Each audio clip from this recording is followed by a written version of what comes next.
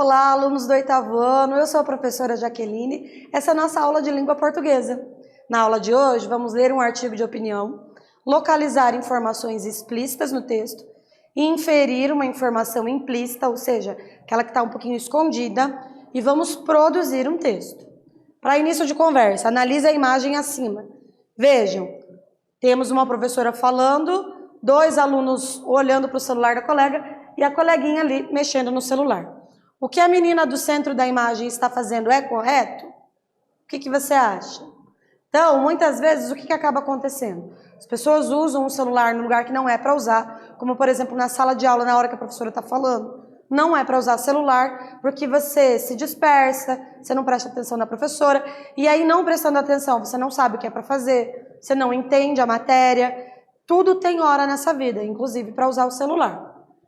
Nessa aula, vamos ler o trecho de um artigo de opinião escrito pela psicóloga Natasha Almeida a respeito da comunicação influenciada pelas redes sociais na atualidade. Vamos à leitura, então? Leitura. Sejamos sinceros, hoje em dia, quem não usa o Facebook? Quem não usa o WhatsApp para enviar mensagens, fotografias e fazer chamadas? O nosso mundo virtual mudou e temos de nos adaptar a esta nova realidade. O aparecimento da internet, por sua vez, das redes sociais e aplicações, fez com que a maneira como comunicamos se alterasse, tornando-a mais prática, rápida e eficiente. Conseguimos estar em contato através de um simples clique, e a existência de Wi-Fi gratuito por toda a ilha facilita a comunicação instantânea. Estes meios de comunicação possuem aspectos positivos, como a comunicação fácil, a maior aceitação pelo grupo de pares ou a criação de uma maior rede de contatos.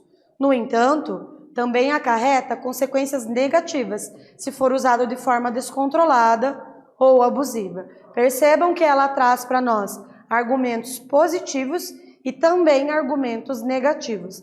Ela está preparando aí o terreno para iniciar a parte em que ela vai dar opinião. Presta atenção, vamos lá? Poderá levar ao isolamento social, sedentarismo, diminuição do rendimento escolar, dificuldades em estabelecer relações em casos mais graves.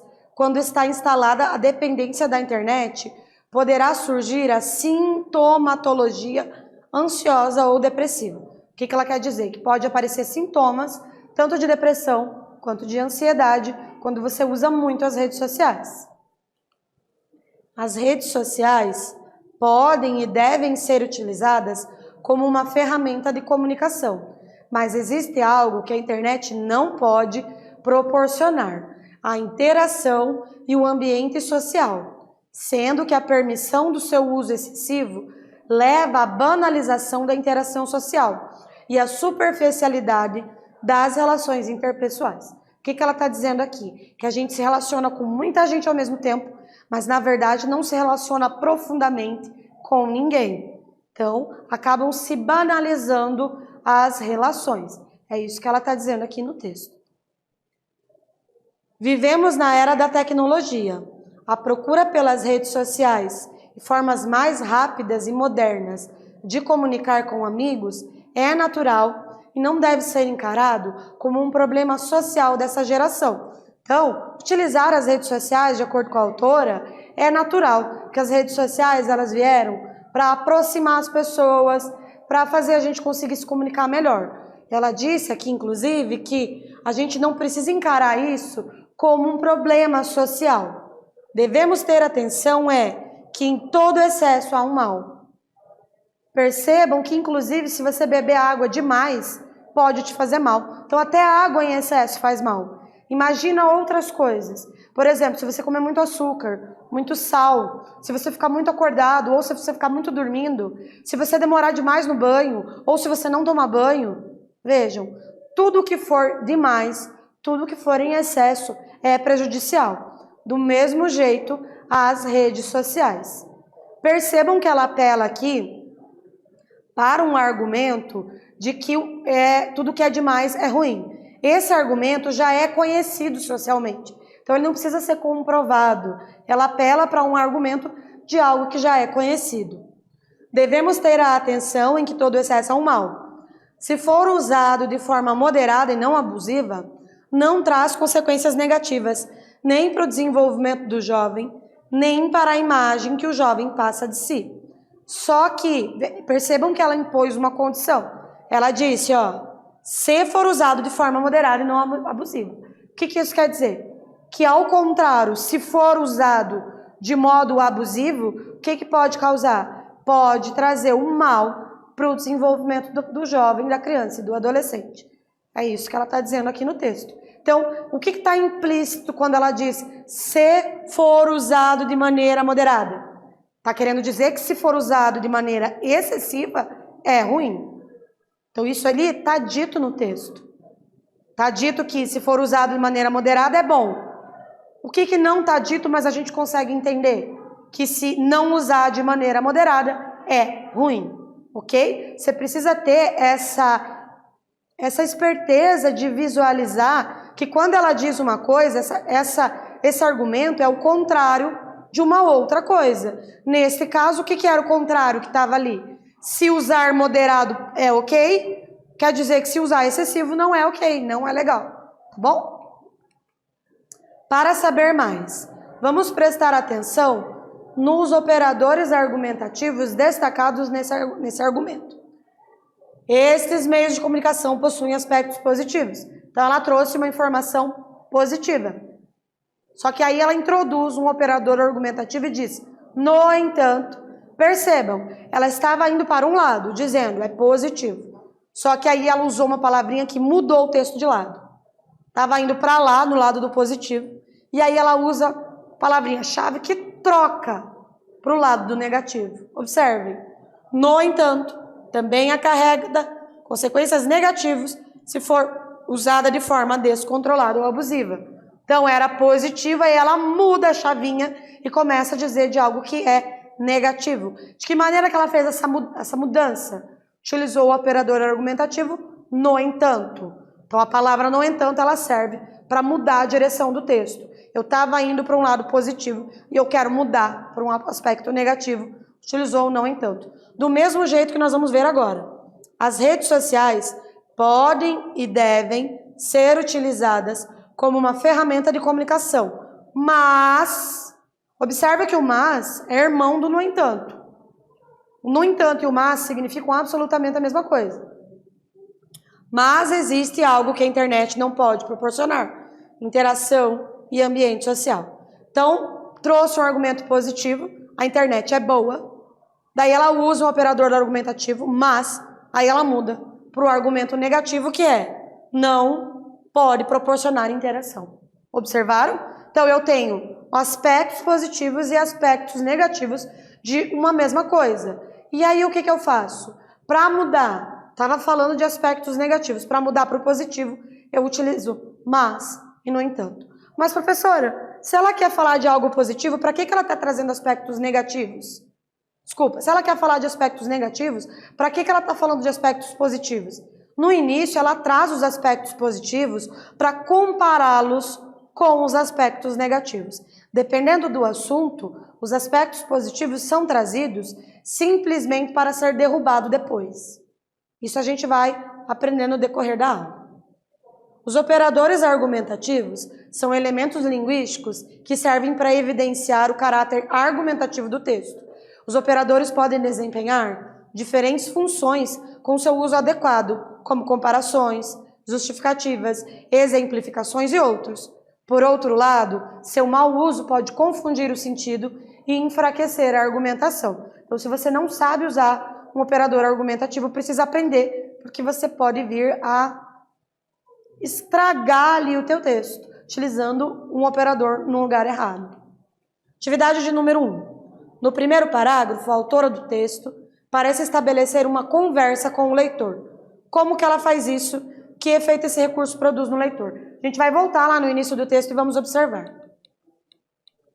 Então, lá no comecinho do texto, ela diz o seguinte: sejamos sinceros, hoje em dia quem não usa Facebook? Quem não usa o WhatsApp para enviar mensagens, fotografias e fazer chamadas? Nosso mundo virtual mudou e temos de nos adaptar a essa nova realidade. Percebam que aqui ela começa a conversar com o leitor. Quero que você me diga, então, na atividade número 1, de que maneira que ela faz essa conversa com o leitor. E depois, que efeito esse recurso produz no texto. Escreve lá e eu já volto.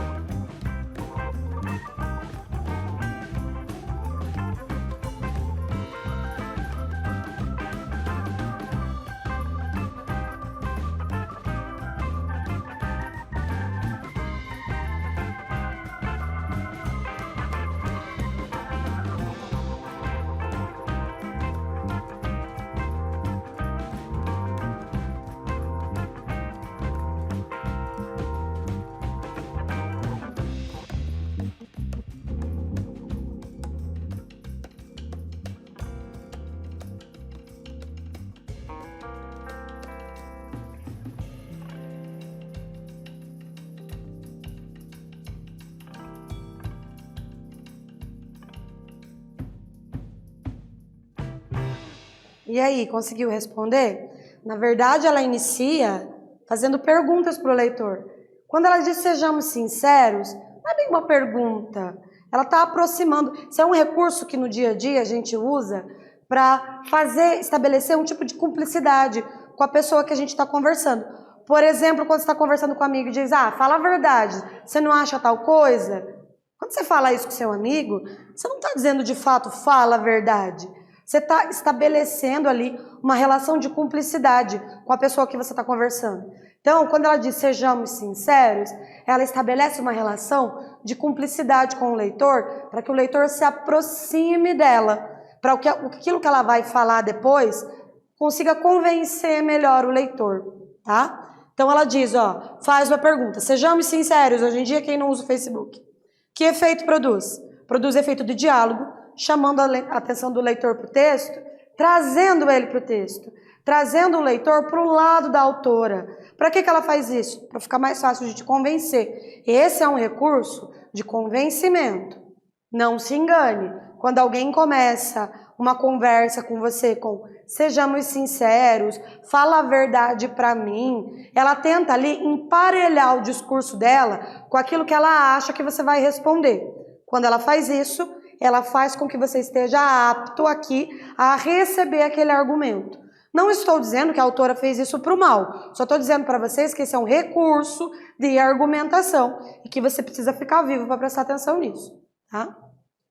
Gênero textual, artigo de opinião. O artigo de opinião é um gênero discursivo argumentativo. O meio de circulação dele é publicado em jornais, revistas, impressos e digitais, além de blogs, sites e portais de notícia. Qual que é a finalidade do artigo de opinião?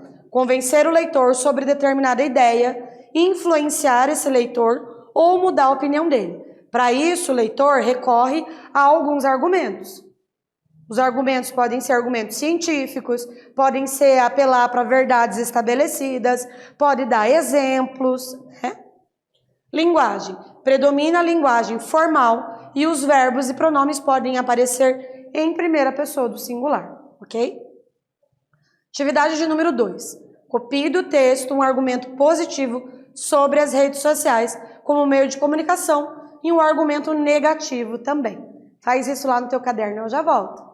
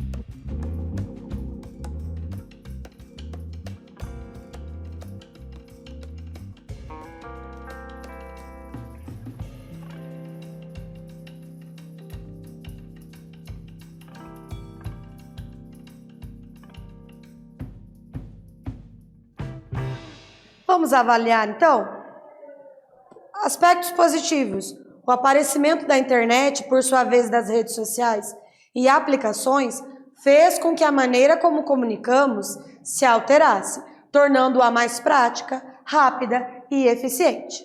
Negativo. Se for usado de forma descontrolada ou abusiva, poderá levar ao isolamento social, ao sedentarismo, à diminuição do rendimento escolar, dificuldades em estabelecer relações e, em casos mais graves, quando está instalada a dependência da internet, pode surgir a sintomatologia ansiosa ou depressiva. Esses são argumentos que a autora usa no texto. Lembrando, ela usa aspectos positivos e negativos para aí sim estabelecer a opinião. Isso é uma dica para você quando você for tratar aí num artigo de opinião, eu não sei o que escrever. Começa fazendo uma lista de aspectos positivos com aspectos negativos, que aí você vai conseguir fazer um contraponto entre esses aspectos e produzir o teu texto.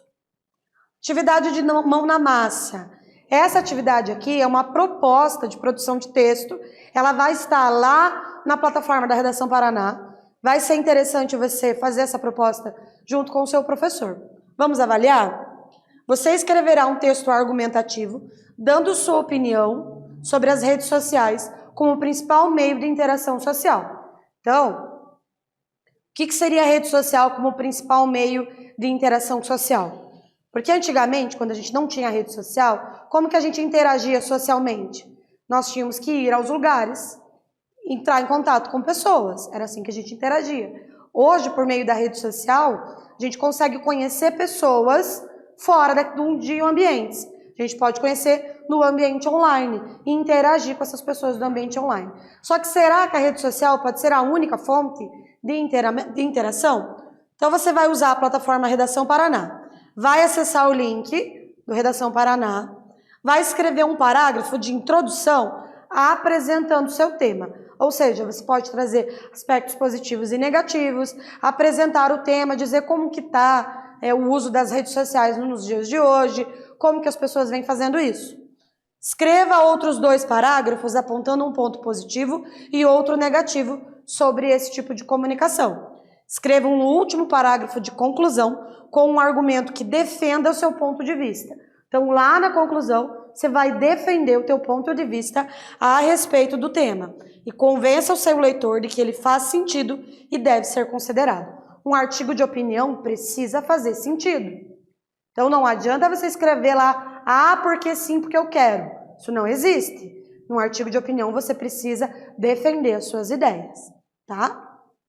Proposta de atividade de produção. Uma boa técnica é planejar o texto em tópicos antes de escrevê-lo, usando palavras-chave acerca do que desenvolverá em cada parágrafo. Ao concluir, você deverá fazer uma revisão. O texto apresenta todos os parágrafos indicados? Foi respeitada a norma padrão? A linguagem está formal? Foi respeitado o número de linhas? Coloquei título capaz de chamar a atenção do leitor? O título está coerente? Então, na aula de hoje, nós lemos um artigo de opinião, nós localizamos informações explícitas no texto, inferimos uma informação implícita e fizemos a produção de um texto. Espero que vocês tenham gostado e até a próxima!